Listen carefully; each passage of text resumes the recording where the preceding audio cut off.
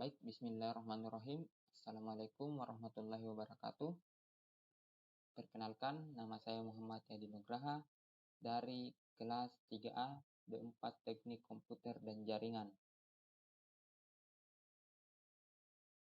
Adapun yang akan saya bahas kali ini yaitu unsupervised learning.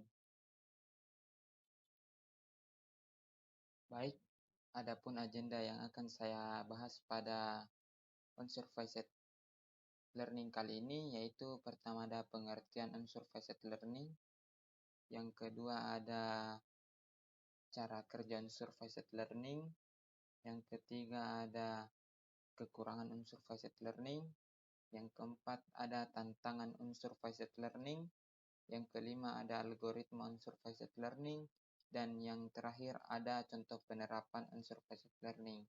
Dan yang nantinya kita juga akan melakukan praktikum untuk mendalami tentang unsupervised learning. Nah, untuk mengefisienkan waktu, maka saya akan langsung saja ke pengertian unsupervised learning. Baik, pengertian unsupervised learning. Unsupervised learning adalah salah satu tipe algoritma machine learning yang digunakan untuk menarik kesimpulan dari dataset.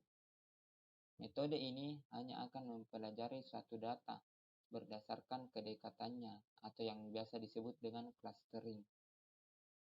Pada algoritma unsupervised learning, data tidak memiliki label secara eksplisit dan model mampu belajar dari data dengan menemukan pola yang implisit. Adapun cara kerja unsupervised learning yaitu akan mencari pola tersembunyi atau eksplisit dari dataset yang diberikan. Unsupervised machine learning bekerja dengan menganalisis data yang tidak berlabel untuk menemukan pola tersembunyi dan menentukan korelasinya.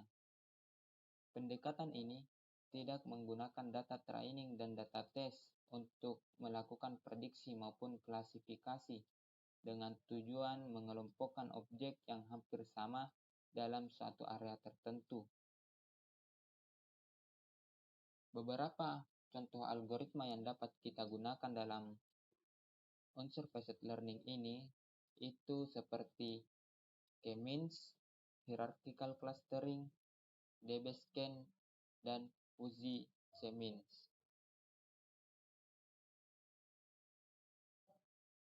Nah, adapun cara kerja unsupervised learning dapat kita lihat pada gambar berikut. Nah, kita lihat di sini terdapat gambar anjing dan kucing yang masuk ke dalam mesin secara acak. Nah, pada saat diolah oleh mesin, maka akan membagi dengan grup masing-masing atau kelompok masing-masing, yaitu anjing dengan anjing dan kucing dengan kucing. Begitulah cara kerja unsupervised learning. Adapun kekurangan dalam unsupervised learning itu pertama, ketidakpastian. Jadi tentang keakuratan hasilnya itu tidak pasti. Nah, adapun yang kedua yaitu kebutuhan. Dalam melakukan unsupervised learning, kita membutuhkan engineers dan data scientist. Dan yang ketiga itu ada kesulitan. Nah, dalam memeriksa keakuratan hasil itu unsupervised learning itu sangat sulit. Dan yang keempat itu kurangnya wawasan tentang unsupervised learning. Jadi pada saat kita ingin melakukan unsupervised learning, maka kita harus mendalami tentang unsupervised learning ini dulu. Nah, adapun tantangan unsupervised learning. Meskipun pembelajaran tanpa pengawasan memiliki banyak manfaat, beberapa tantangan dapat terjadi ketika memungkinkan model pembelajaran mesin dijalankan tanpa campur tangan manusia. Nah, beberapa tantangan ini dapat mencangkup yang pertama yaitu kompleksitas komputasi karena volume data pelatihan yang tinggi. Yang kedua ada resiko hasil yang tidak akurat lebih tinggi. Yang ketiga ada waktu pelatihan lebih lama. Yang keempat, intervensi manusia untuk memvalidasi variabel keluaran. Dan yang kelima, kurangnya transparansi menjadi dasar pengelompokan data. Nah, adapun algoritma unsupervised learning, yang pertama yaitu ada K-means clustering, yang kedua ada hierarchical clustering, dan yang ketiga ada K-means mode. Algoritma K-means clustering yaitu memecah data observasi menjadi beberapa klaster, sehingga setiap data yang masuk dalam klaster berdasarkan mean atau rata-rata terdekat. Seperti yang kita lihat pada gambar yang ada di sampingnya, di mana masing-masing data yang terdekat itu dibagi menjadi beberapa kelompok sesuai dengan yang terdekat.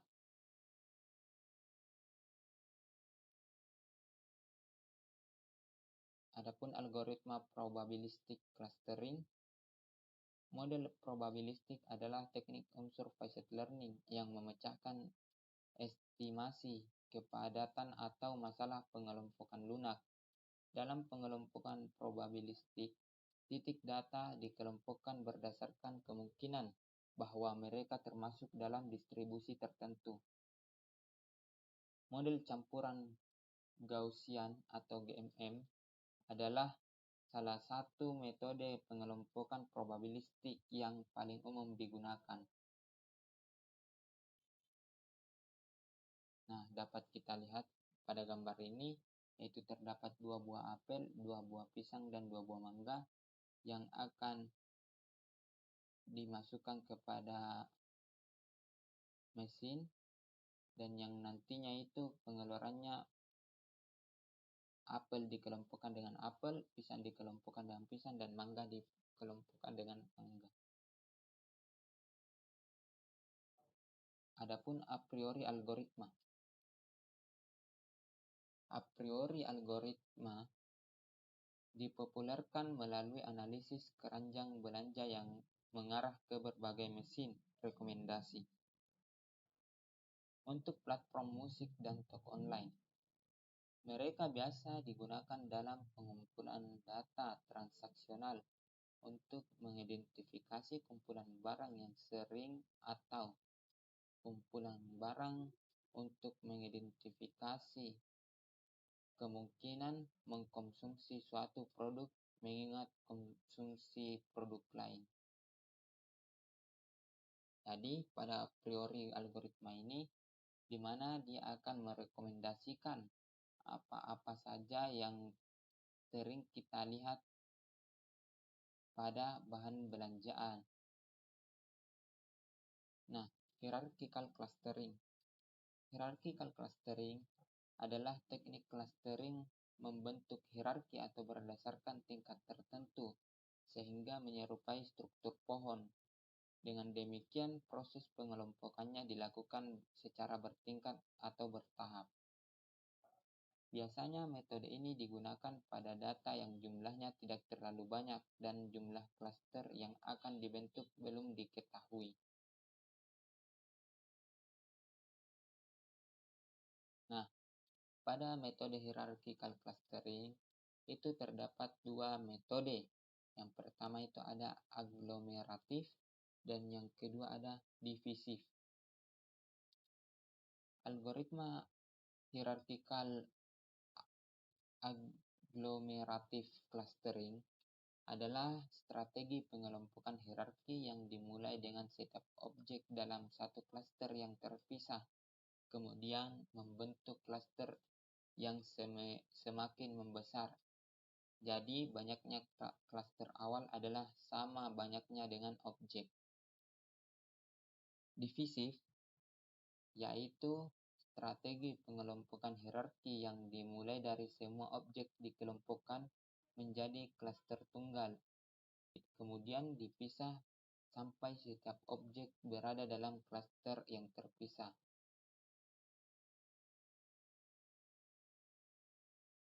Nah, adapun contoh penerapan unsupervised learning pada medical imaging.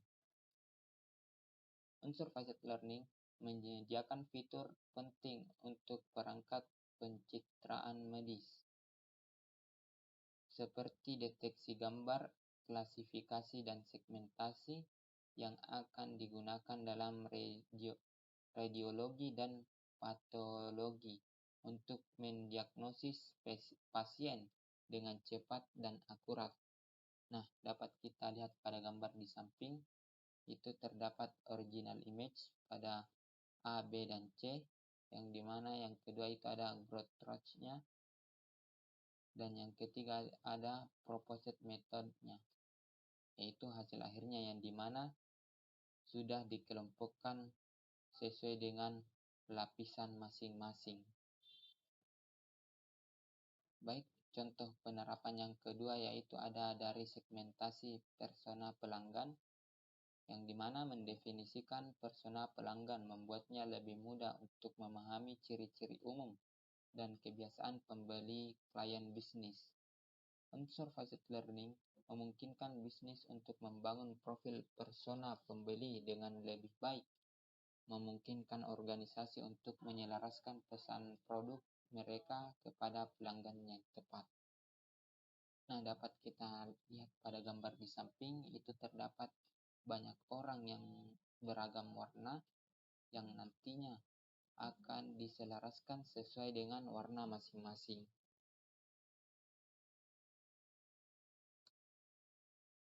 Nah, untuk memahami lebih dalam lagi tentang unsupervised learning, maka saya akan melakukan praktikum. Nah, di sini saya menggunakan Jupyter Notebook. Nah, pertama-tama kita itu menyiapkan data yang ingin kita clustering atau kelompokkan. Nah, di sini saya sudah memiliki dataset guru.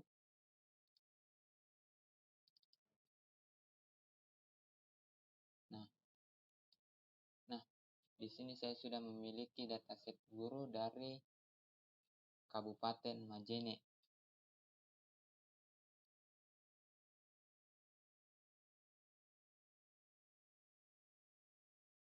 Nah, karena di sini saya menyimpan file dataset saya, maka saya langsung buka saja di sini command prompt dan menjalankan Jupyter Notebook.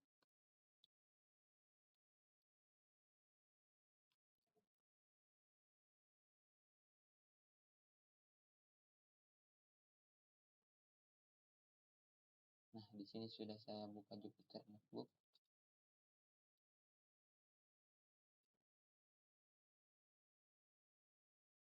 Nah, untuk pertama-tama kita melakukan import library yang ingin kita gunakan untuk praktikum. Nah, adapun yang library yang kita gunakan yang pertama itu ada NumPy untuk membentuk array.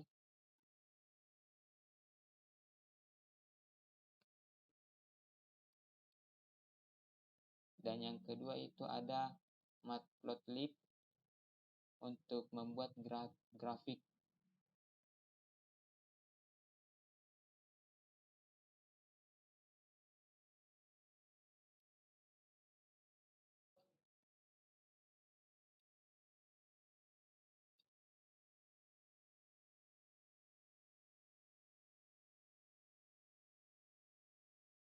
Adapun yang ketiga yaitu library Pandas untuk membaca data yang berupa CSV seperti data Excel yang telah kita buat tadi, ya, dengan format CSV.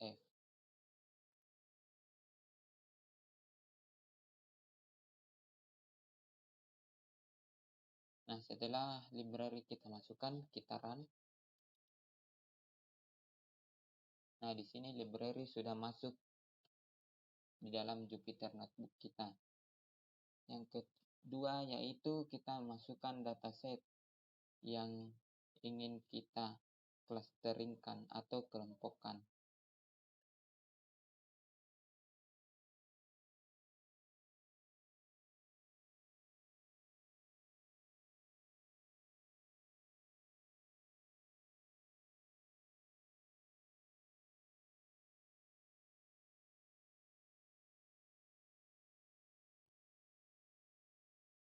Nah, di sini kita masukkan sesuai dengan nama file yang akan kita clustering atau kelompokkan.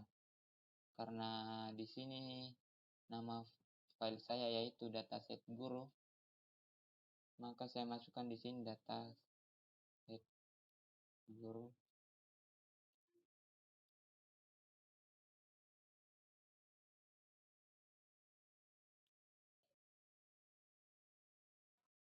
Putaran.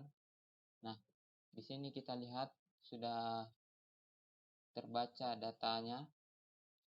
File kita sudah masuk pada Jupyter Notebook, tetapi di sini data ini tidak rapi. Nah, untuk merapikannya itu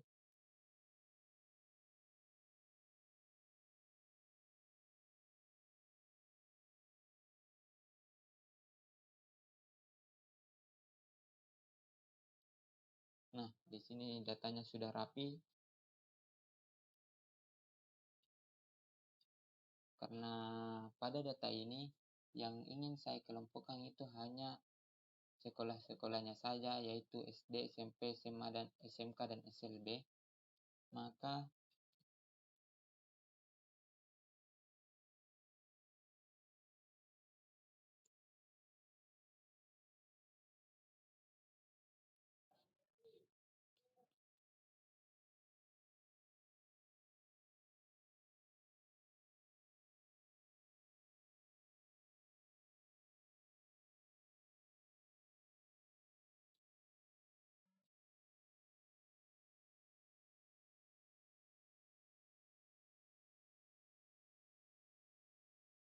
nah, setelah kita masukkan ini, kita jalankan.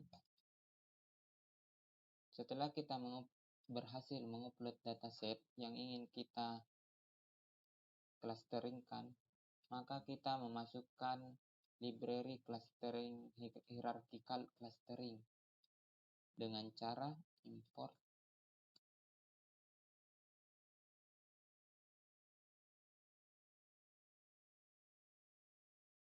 Nah, ini adalah library clustering hierarchy.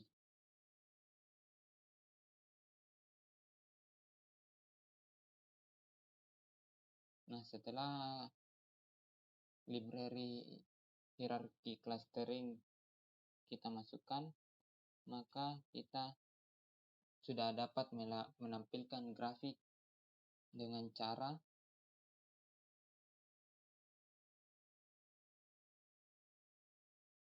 nah, baik, di sini kita sudah dapat menampilkan grafiknya yang dimana PLT titel itu sebagai judul dan X-nya itu wilayah, Y-nya itu sekolah.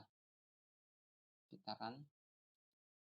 Nah, dapat kita lihat di sini dendrogram yang telah kita buat. Nah, selanjutnya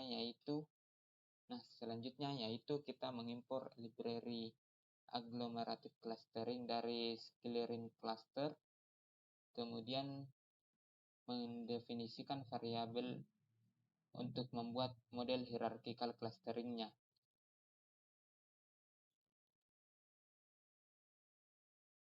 Kita run. Nah, di sini terdapat error karena kita kurang I pada affinity. Nah, sudah berhasil. Selanjutnya yaitu mendefinisikan anggota dari setiap cluster berdasarkan jarak yang terdekat. Nah, setelah melakukan cluster berdasarkan jarak yang terdekat, maka kita menampilkan grafiknya. Nah, setelah selesai, kita jalankan. Nah, di sini sudah terdapat 3 bagian atau 3 clustering hierarchical.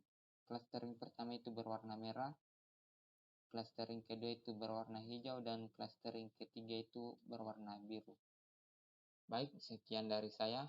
Terima kasih atas perhatiannya. Wabillahi taufiq wal hidayah. Wassalamualaikum warahmatullahi wabarakatuh.